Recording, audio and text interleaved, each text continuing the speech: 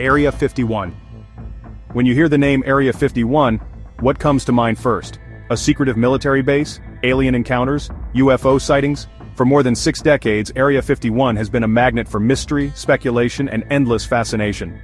Located deep in the Nevada desert, this classified site is officially known as Homey Airport or Groom Lake, but few outside government circles truly understand what happens behind its heavily guarded perimeter. Established in 1955 amid the tensions of the Cold War, its main purpose was to serve as a testing ground for some of America's most advanced and classified aviation technologies. Despite decades of active operation, the government maintained strict secrecy about its existence, fueling the fire of wild theories and rumors. Is this desolate patch of desert where secret experimental aircraft take flight? Or could it be a site where far stranger phenomena are researched and kept under the tightest lock and key?